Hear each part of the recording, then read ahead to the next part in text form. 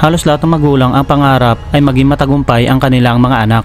Dahil dito, mayroong mga magulang na kung minsan ay nagiging mahigpit sa pagpapalaki at pagdidisiplina sa mga ito. Ngunit paano kung ito ay magre-resulta ng isang malaking problema? Ito ang kwento ng mag-asawang Glory Chao at Monsoy dahil hindi lang sila pinatay kundi pinagputol-putol ang kanilang katawan, ginawang karne at niluto tulad ng pork barbecue ng kanilang mismong anak. Ating balikan ang nakakabaliktad sikmura na krimen na naganap sa Hong Kong noong March 1, 2013.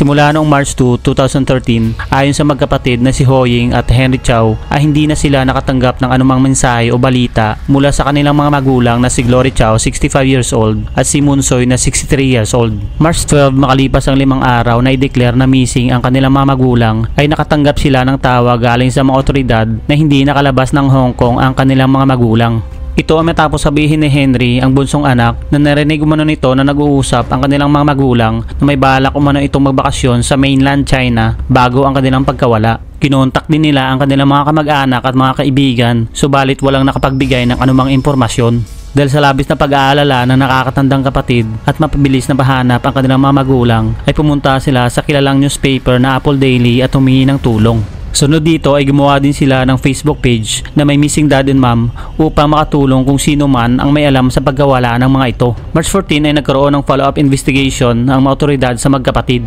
Habang nasa presinto ang bunsong si Henry ay kalmado lamang at nagkaroon pa ng pagkakataon na mag-message sa kanyang gaming group chat sa WhatsApp. Ang nakakagulat ay ang mensahe nito at inamin na pinatay niya ang kanyang mga magulang. Nasa police station umano siya para magbigay ng kanyang mga salaysay. Subalit hindi niya muna aaminin ang kanyang ginawang krimen sapagkat mayroon pa itong importanteng gagawin. Ididetalye din ito kung paano nila ginawa ang krimen kasama ang kanyang matalik na kaibigan. Isang member naman sa group chat ay naalerto sa mga sensitibong revelasyon kung kaya't sinave niya ang lahat ng mga mensahe. Pagkatapos mai-save ay agad niya na inireport ito sa mga kapulisan. Dahil dito kinabukasan ay agad na inaresto ng mga otoridad si Henry at matalik nitong kaibigan na si Che. Agad naman na kumalat ang balita sa buong bansa at sa social media ang pagka-aresto ng bunsong anak ng mga biktima. Samot-sari ang reaksyon ng mga tao, lalong-lalo na sa social media dahil ang anak na inireport ang kanyang mga magulang na nawawala ay siya din pala ang mismong salarin. Nung umpisahan ng mga kapulisan ang interrogation sa dalawang sospek, una ay tinanggi nila na sila ay may kinalaman sa krimen. Subalit nang ipinakita na ang mensahe sa group chat, nang huli ay inamin din ni Henry na siya ang pumatay sa kanyang mga magulang kasama si Che. Idinetalye nito kung paano nila ginawa ang krimen, ano ang ginawa sa mga labi at kung saan ito matatagpuan. Nang pumunta ang mga otoridad sa ibinigay na lokasyon ng mga sospek, pagpasok sa flat ay nakalanghap sila ng masangsang at hindi maipaliwanag na amoy at carpet na may natuyong mga dugo. Nang umpisahan na halugugin ang lugar ay natagpuan nila ang isang oven, sa loob ay isang plato na may kanin at parang pork barbecue.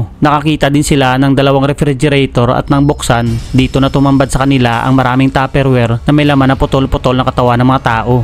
Sa isang ref ay natagpuan nila ang putol na ulo ni Glory Chao at sa isa naman ay ang asawa nito. Natagpuan din nila sa lugar ang bone saw at kutsilyo na ginamit ng mga sospek. Ngunit ano nga ba ang naging dahilan kung bakit nagawa ito ni Henry sa sarili nitong mga magulang? Ang mag-asawang Glory Chao at Monsoy ay nagkaroon ng anak na si Ho Ying at Henry. Ang pagbili ng mga property at pagbenta sa mas malaking halaga ang naging hanap buhay ng mag-asawa. Ang kanilang negosyo ay nakapagbigay sa kanila ng malaking kita kung kaya't natustusan nila ang pangangailangan ng kanilang mga anak. Sa likod ng marangyang pamumuhay ng pamilya ay kilalang istrikto ang mga ito. Walang masyadong nalikom na impormasyon tungkol sa nakakatandang kapatid na si Ho Ying. Si Henry naman ay kilalang tahimik at sakit ng ulo sa pamilya. Noong elementary ay pinipilit umano ito ng kanyang ina na mag-aral sa pagtutugtog ng piano. Dagdag pa rito ang sobrang lakas at ingay ng kanilang telebisyon habang nanonood ang kanyang ama na nakakasagabal sa kanyang pag-aaral. Ang ganitong sistema sa loob ng kanilang pamamahay, kung kaya't pagsapit ng high school ay nakakuha ito ng mababang marka at pagkakaroon ito ng emotional problem. Na magkaroon naman ito ng babaeng mamahalin at kapag ipinapakilala niya ito sa kanyang magulang ay mahilig umano itong ipahiya ng kanyang ina si Henry sa harap ng babae. Samantala sa pangarap ng kanyang mga magulang na magkaroon ito ng magandang edukasyon, nagpasya ang mga ito na ipadala si Henry sa Australia para doon mag-aral ng kanyang kolehiyo na agad naman niyang sinang-ayunan. Ngunit sa halip na mapabuti ay lalo pang hindi naging maganda ang kalagayan nito dahil sentro ito ng pambubuli at diskriminasyon sa eskwelahan. Kung kaya't kahit 3 taon pa lamang ito sa college ay nag-drop ito at nagdesisyon na umuwi na lamang noong taong 2003. Dahil dito labis ang pagkadismaya sa kanya ng kanyang mga magulang, simula noon ay hindi na naging maganda ang relasyon ni Henry sa mga ito.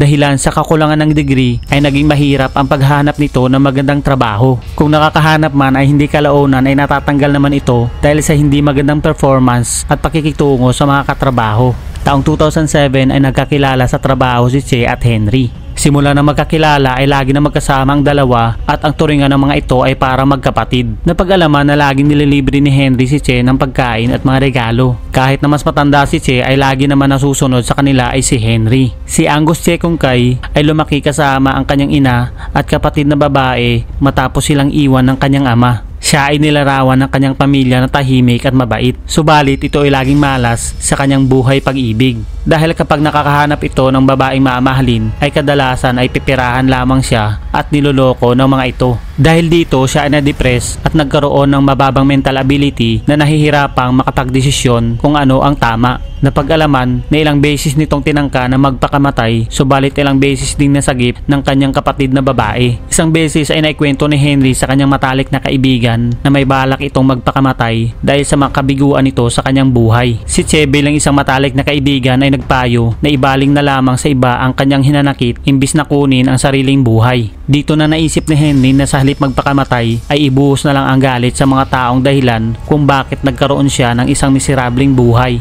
Ito ay walang ibang sinisisi kundi ang kanyang mismong mga magulang. Sa hindi maipaliwanag na dahilan ay sumang-ayon naman si Che sa kanyang balak kung kaya't noong May 1, 2013 ay isinagawa nila ang kanilang maitim na balak sa tinutuluyan ni Che. Si Henry ay tumawag sa kanyang mga magulang na kung maari ay tulungan ito na mag-ayos sa bagong nilipatan na bahay at para maayos na din ang kanilang hindi magandang relasyon. Wala namang pag-aalinlangan na pumunta ang kanyang mga magulang sa sinabing lokasyon at umaasa na siguro ay maaring ito na din ang bagong simula ng kanilang panibagong relasyon sa kanilang anak. Pagdating ng mag-asawa sa naturang flat ay pinagbuksan sila ni Henry at inalok na pansamantalang umupo muna sa sala. Habang kampante na nakaupo ang mag-asawa ay dito na sila biglang inatake sa likod ng mga sospek. Tinakpan ni Che ang bibig ng ina ni Henry para hindi makasigaw at habang hawak ang kutsilyo ay ginilitan niya ito sa leeg. Sabay naman na walang habas na pinagsasaksak ni Henry ang kanyang ama sa likod. Tinangka nito naman laban kung kaya't nagkaroon ng komosyon at nasugatan si Henry sa kanyang binti at kamay. Subalit pinagtulungan siya ng dalawang sospek kung kaya't wala itong nagawa at sa huli ay nagkaroon si Che ng pagkakataon. Nagilitan ito sa leeg na kalaunan ay nakumpirma sa autopsy report na siyang ikinamatay nito. Upang maitago ang krimen, ang unang plano ng mga ito ay ibaon ng mga labi sa malayo at palabasin na maging missing person ang mga biktima. Subalit sa pangamba na mayroong makakakita kapag ginawa nila ito kung kaya't napagdesisyonan nila na mas madali kung pagputol-putulin muna ang mga bangkay. Pagkatapos nilang pagputol-putulin ang katawan ng mga biktima, nagkaroon ng idea si Che na hiwain sa maliliit ang isang parte. Sunod ay nilagyan niya ng asin at mga pampalasa katulad sa pork barbecue o char siu ng Chinese at niluto. Ang mga natira naman ay nilagay niya sa mga tupperware, nilagyan ng asin at pinasok sa refrigerator. Ang ibang parte naman ng katawan at laman loob ay nilagay nila sa garbage bag at itinapon sa dagat.